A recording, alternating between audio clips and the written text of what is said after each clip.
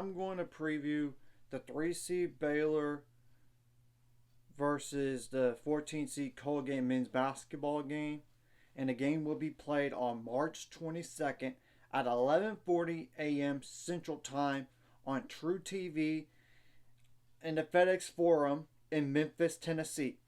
So, first, I am going to explain the records for both of these teams as well as their conference. Baylor's 23-10 overall, and they are part of the Big 12 and finished third in the conference at 11-7, while Colgate is 25-9 overall and finished first in the Patriot League, and they won their conference tournament just to make the NCAA tournament, and they were 16-2 in the Patriot League this year. So that takes care of that. And I will put the outlook on Colgate men's basketball in the description below so y'all could see it prior to this game.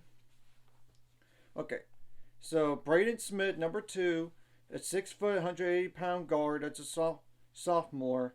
12.5 points per game, 50 for 162 on threes, 86 for 110 on free throws, 5.5 rebounds per game, 5.8 assists per game, 2.4 turns per game, 1.9 steals per game, 1.4 fouls per game. And it's Keegan Records, number 14, 6 foot 10 inch, 250-pound forward. That's a senior. 10.9 points per game, 5 for 20 on threes, 59 for 81 on free throws, 6.3 rebounds per game, 1.2 turns per game, 0.6 steals per game, 1.2 blocks per game, 2.4 fouls per game. And there's Ryan Moffitt, number 4, 6 foot 7 inch, 220-pound forward. That's a senior. 10.4 points per game, 65 for 175 on threes, 38 for 52 on free throws, 4.4 rebounds per game, 0.9 steals per game, 0.6 turns per game, and 1.5 fouls per game. And Brady Cummins, number 1.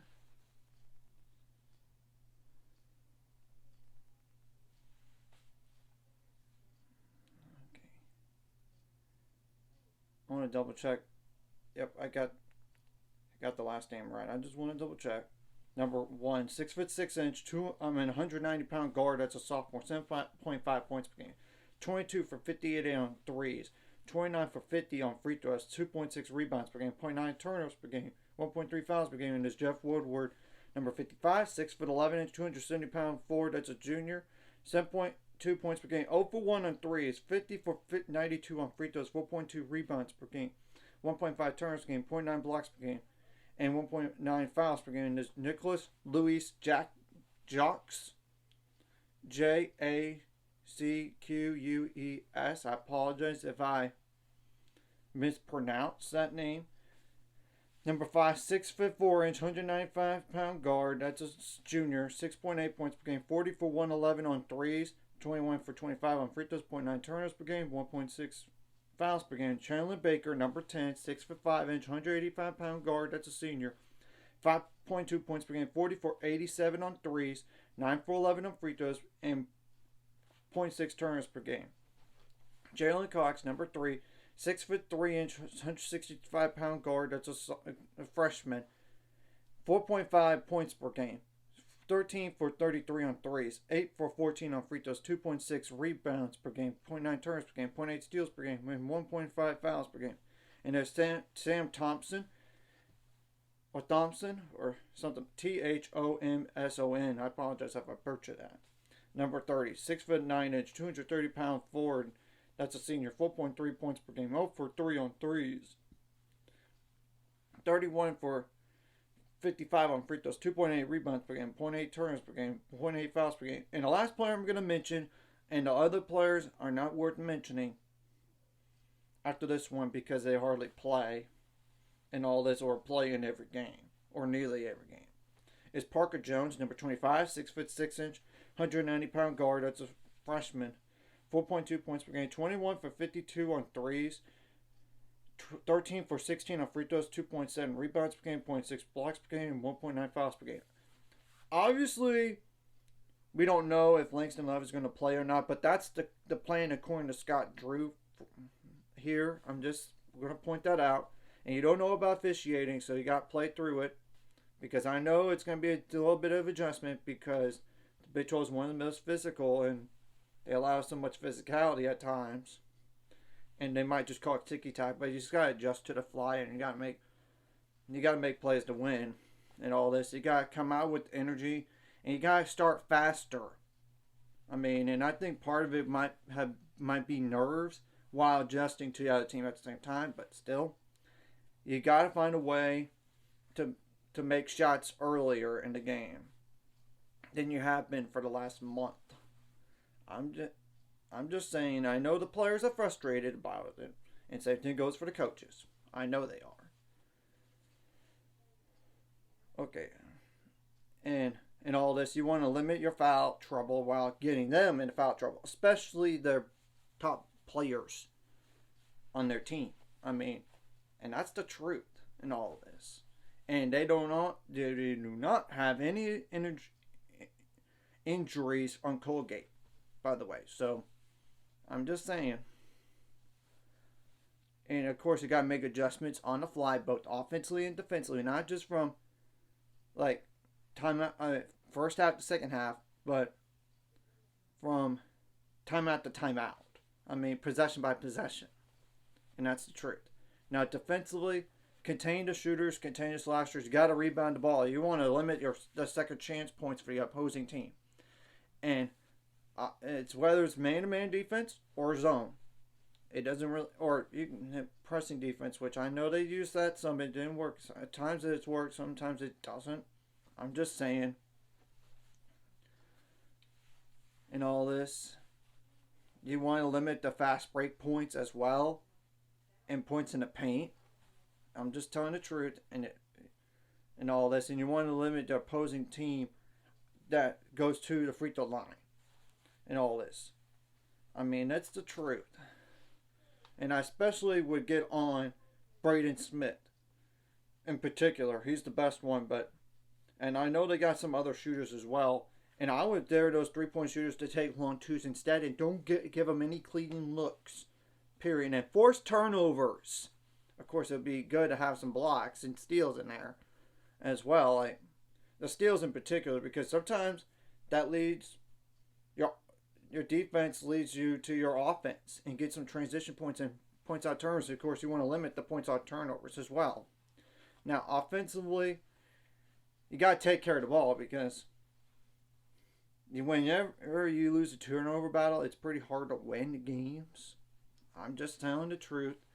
You got to have good shot selection. And if your 3-point shot is not going in, drive to the basket. I mean, and finish at the rim, whether it's a layup or a dunk. It doesn't really matter. And get offensive rebounds to get some second chance points and be very efficient there. Like I said, I mean, it's the truth. And if you get to the free throw line, make your free throws count. That's kind of what hurt you in that Iowa State game, and you didn't shoot the ball well. And Iowa State was just on fire on offense that game. So I'm just telling the truth, and we all saw it during the game. It's Captain Obvious. You gotta get some points on turnovers because sometimes your best offense comes for your defense. Get some transition points. Get some points in the paint. Of course, you gotta make a free throws, like I said, and get some 3-point shots up. But it's all about selection. And I know at times you might have to just force it up because the clock's running down, but still. I mean, that's the whole truth about this. And you don't want to have like illegal screens either and all this. And majority of those turnovers against Iowa State, it was not a terrible amount. There were live ball turnovers. You want, if anything, like dead ball, like not live ball turnovers, but still, you don't want to have those even. Because the goal for Baylor is 11 or less in the turnover department. And you gotta you got to find a way to keep up the second half what you've been doing. And I know that the Iowa State game was ugly. I know it was, but we got to put it behind us. Because I know that's a good Iowa State team, and first of all. And second, they're a good defensive team. Just like Cincinnati. And even in the second half against Cincinnati, we held our own a little bit. But you got to admit, Cincinnati's strength is the defense. And they're two of the better teams on defense in the conference, in the Big 12. and all this. So I'm just saying, and this is a game right here that you need to find a way to take care of just to get to the next round here. And you should not overlook this team. This team has been in the NCAA tournament the last couple of years. Last 5 years to be exact. Four years prior to this. I'm just telling the truth. I mean, and it's win or go home. And certainly you do not want to go home in a round of 64. I'm just telling the truth. And I get what Colgate's schedule says and everything in terms of conference as well, but you cannot overlook this team. You got to play with an edge. Come out with energy. And yeah, they've been to the NCAA tournament like 21, 22, 23, 24, 4 straight years, like I said. And if you want to go back to 2019, 5 out of last completed seasons, because in terms of like the postseason as well, because you can't include 2020. That was shut down due to COVID and all this. It would be great if Caleb Lohner played like he did in an Iowa State game off the bench into this game. I really do believe if he could do that, do his role as well, like defense and rebounding, and if the scoring is a bonus, but if he could produce that good, that would really be helpful. And obviously, if Langston Love gets to play, he needs to do his role as well. And hopefully, Josh Ujuwuna has a better game in terms of the points, but I know he might not be the best points, but I'm just saying. Some scoring, but if nothing else, just do his role, like rebounding and defense. Mirror Little, if he needs to play, he needs to play. Do his role. Come out with energy. And hopefully Ray J. Dennis has a better game offensively going into this one. He had 11 assists, but 5 turnovers. That's kind of like what he gives you. At times he makes you drive yourself crazy with those turnovers. Hopefully he could cut that down.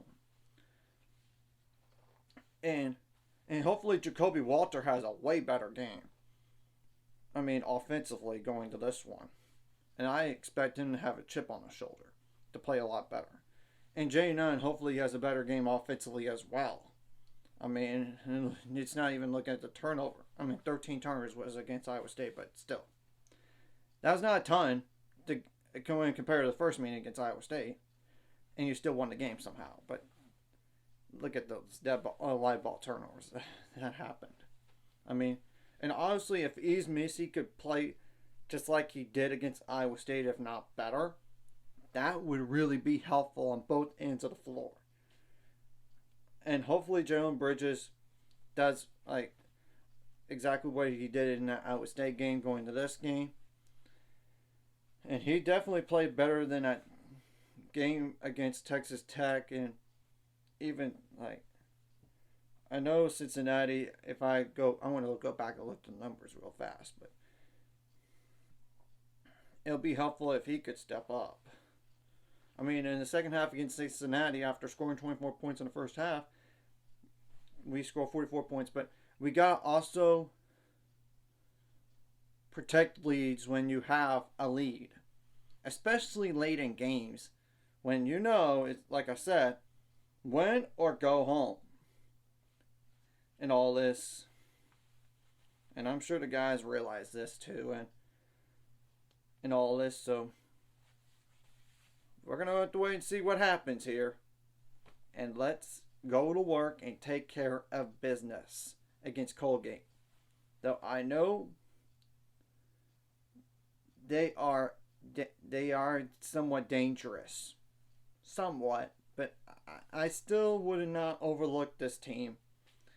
Any given game, it's not like the best out of 7 like in a pro game. It's one game or you're at a win or go home. One game, not best out of 7 situation. So I want to just keep this under 16 minutes if possible. So anyways, if you like this content, hit the like and subscribe button. See you guys later. On the road to 600 subscribers, course ultimate goal. is 1,000 more, so we'll make money off this course. Liking the video, commenting the video really helps YouTube algorithm so more people can see it. Sharing the video does help as well so more people can watch. And if you're watching and not subscribed, hit subscribe button. It's free, the notification bell as well.